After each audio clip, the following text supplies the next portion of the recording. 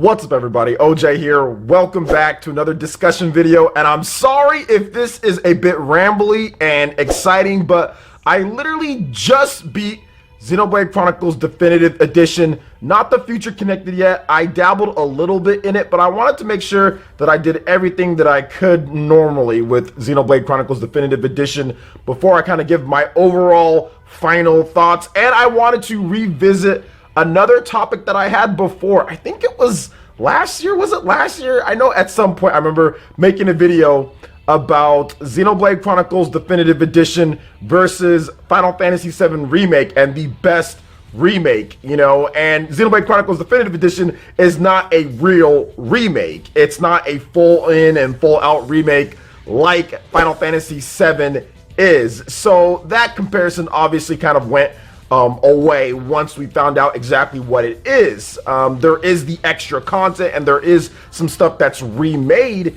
in Xenoblade Chronicles Definitive Edition, but it's not a remake in the same sense as Final Fantasy VII Remake. So it's kind of hard to compare the two. But now that I've played both games, beaten both of them with Definitive Edition and all the upgrades and everything over the original, plus I've played the heck out of Final Fantasy VII, I wanted to revisit this and kind of go over why, to me at least, Xenoblade Chronicles Definitive Edition is still the better game now that I've played and beat both of them 2020 here. Now, my impressions of Final Fantasy VII Remake are already up on the channel. If you're a new subscriber, you can check out my review. I ended up giving FF7 Remake a 9 out of 10. I think it's a fantastic game. If you watched my review for Xenoblade Chronicles Definitive Edition, I gave that a 9.5 out of 10. So 0.5 better. But now that I can kind of look at it, just throw out the scores and look at feature for feature, game for game, what they do really well, what they do not so well.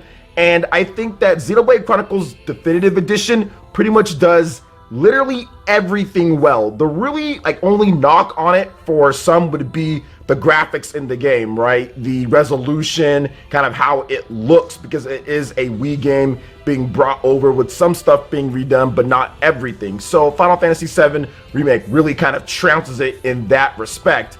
But when it comes to so many of the other things, battle system, gameplay, mechanics, and even story, believe it or not, even story, I think Xenoblade Chronicles Definitive Edition is a better story. Now that I've kind of replayed it and looked at it in terms of what it does originally, remember guys, this is the first of the Xenoblade line, and it connects to the other games. It connects to Xenoblade Chronicles Torna and Xenoblade Chronicles 2. And I'm not really factoring that in, but if you just look at the story of how that world was created and how that world operates and what happens in there, and I don't want to have any big spoilers here, but the lead up to the ending fights, the stuff that happens, just how the mechanics work, I was just blown away by it. Now, Final Fantasy VII Remake is amazing as well, but you really need to know kind of all of the lore, and it's kind of put together in such a haphazard way.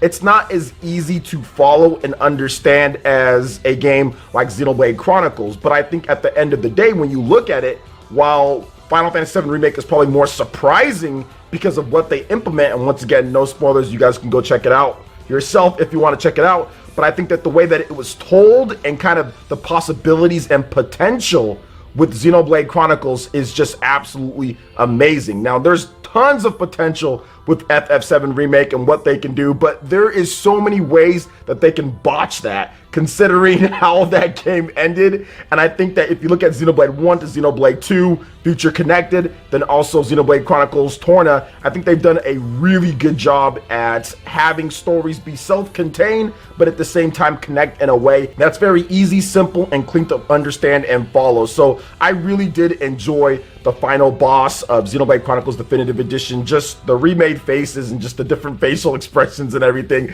just kind of almost made it like a new experience, even though I'd already played the game, and kind of how everything works and just the creation of the Xenoblade universe is just so unique. And I can never get tired of just seeing the endings of this game and seeing kind of what it does and how it connects to other stuff. But to me, even just as a self-contained first story, I think Xenoblade Chronicles is absolutely amazing. I also want to add with the story that Xenoblade Chronicles Definitive Edition is a story that you can relate to. It's a story about seizing your own path, choosing your own destiny, making your own way.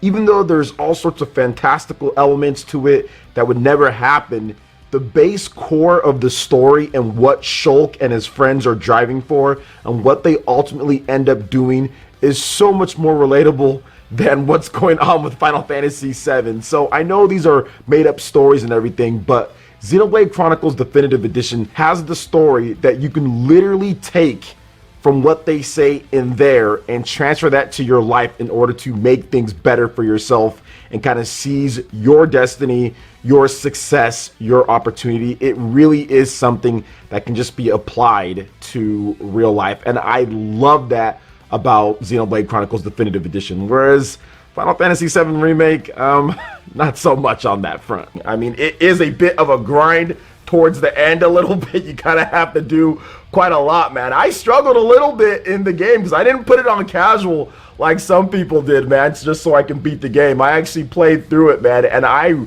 really had to make sure that I did all those side quests and level up. But to me, it feels like a more complete game, kind of going into more about Xenoblade Chronicles versus Final Fantasy VII Remake. Final Fantasy VII feels incomplete. Even though it's worth the money, the story, kind of what's happening, it just feels a bit incomplete. It doesn't have the resolution. I mean, I like the resolution, but it just feels like, man, there's a more grander and better game out there that's going to happen next, where you actually get to keep your party members and you actually get to use them consistently and not have to worry about shuffling in and out this character and that character, which it does follow the original in terms of things. It does follow that, and they do a good job of it, but it gets annoying and frustrating. Whereas with Xenoblade, you have your crew, you have your cast. There's very few times to where you actually have to not have certain characters, and if that happens, it's only for a small amount of time, and you have this grand adventure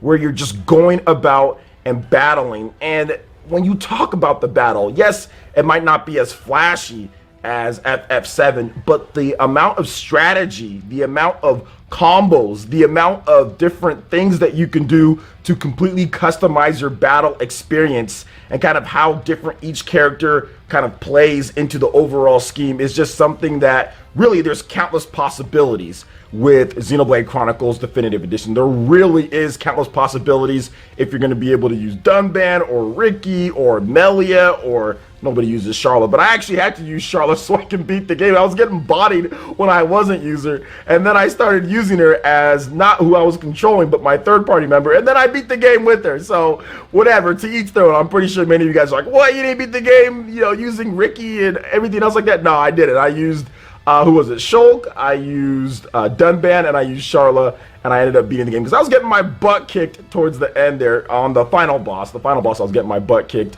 just a bit. But kind of getting back to the gameplay, I really do like the variety that it has, like the weapons, the gems, kind of how the aggro system works. And I think that's the big thing that's, to me, a lot better in Xenoblade Chronicles Definitive Edition. Xenoblade Chronicles has a real aggro system to where people can gain aggro, to where you can manipulate it. You can use it in different ways in order to change the future, or in order to make sure that this person can survive and give you just enough time to heal. There's all sorts of things that you can do to kind of manipulate the battle, whereas in Final Fantasy VII Remake, there is no real aggro system. It's just whoever you're using, that's the person that the enemy targets for the most part. So you just have to switch. It forces you to switch over and over and over and over. I mean, it would be nice if they actually had a real aggro system in there, but it also would be nice if Xenoblade Chronicles Definitive Edition let you switch characters while you're in battle. You have to wait till after battle to switch characters, because there are so many times where I was playing and I'm like, man, it'd be really cool if I was using Shulk right now, because he's not using Purge and he's not using armor and he's not using his Monados the way that I want him to use it. So that's something that I think that they can definitely improve in the future. But I like the real aggro system a bit more than the I'm using this character so they're gonna target me and then I'm gonna get bodied, then I gotta switch over to the next character. I'm not so sure if I like that system as much as how Xenoblade does it, and really a lot of other RPGs, to where the more aggressive you are with certain skills or magic and all that, the enemies will target you more. Whereas FF7, not quite that. It's just whoever you're using, that's who they're going to target. So I think that when you combine that and the strategic angle of that and everything that you can do with the weapon gems and with the leveling and like the skill links and the skill trees, like Xenoblade just has layer on layer on layer in terms of depth, which can be confusing for newcomers. But once you get the hang of it and once you really start going with the battle system, it just starts flowing. When you start using auras, when you start toppling, and when you start breaking, then toppling, then hitting into a daze, chain attacking, and really taking advantage of the chain attack. I think in this playthrough, which I didn't do before in previous ones, but in this playthrough, I really wanted to make sure that I took advantage of chain attacking and making sure that I get as much as possible, getting my skill links up to where I can use skill link, and then I can have it to where each person has a higher chance of a chain attack, to where I can really get some long chains going. So that's something that I really wanted to emphasize this time with me playing the game. And I learned a bunch of things, because I've kind of forgot some of the stuff, but as I played the game, I learned more and more strategy and more depth, and that's what makes Xenoblade to me so great. Not only does it have the great cinematics and the great story and the great cutscenes, but it also has the great gameplay and the depth of what you would expect from an old school Square Enix game, because Final Fantasy VII Remake is not an old school Square Enix game. That is a Nomura, Kingdom Hearts, new school type of game, which is great. Don't get me wrong. It's a visual pleaser and a stunner when it comes to just looking at a spectacle. But when it comes down to like the nitty gritty of the gameplay and the mechanics and the depth, you can see that the soul's not there anymore. It's something completely different. Whereas where Monolith Soft literally used to be Square Enix, they were there working on Final Fantasy games, and that soul's now been transferred to Xenoblade games. Now, they don't have the budget and everything that Square Enix has for Final Fantasy VII, but they have the soul of the old games living within Xenoblade, where you get that extra depth, you get those extra layers, and you can clearly tell if you've played old school Final Fantasy and old school Square Enix, you kind of know it's kind of in their DNA with Monolith Soft, but then they've added in their own spice and own touch since getting a bunch of new members and joining up from Nintendo. So to me, it really is the pinnacle of RPGs experience out there when it comes to everything considered, right? When it comes to gameplay, story, flow, pacing, I think Xenoblade Definitive Edition nails it. Except for at the end a little bit, can get spiked just a bit with the difficulty, but that's what it's about, man. If you're trying to save the world, you gotta be strong. You cannot be weak if you're trying to save the world. So those are my thoughts when it comes to Xenoblade Chronicles Definitive Edition versus Final Fantasy VII Remake, making a part 2 to that best remake thing. But once again, I was wrong on the remake thing. But in terms of just comparing the games, I still feel Xenoblade to me has the edge. But don't get me wrong, if it was a game of the year situation, I don't really count Xenoblade Definitive Edition in that category. So my game of the year as of right now is still Final Fantasy VII Remake. So I still hold that game to very high praise. So what are you guys' thoughts when it comes to Xenoblade Chronicles Definitive Edition? What were your favorite moments of the re-release on the Switch? I'd love to hear them in the comment section below. All right, guys, that wraps it up for this video here. Check out the links in the description. We've got Twitter. Go and give us a follow on there. Stay up to date on all latest gaming news and information. Also, make sure you like, comment, and subscribe, and share this video if you can. Thank you guys so much for watching, and we'll catch you for the next one. Peace.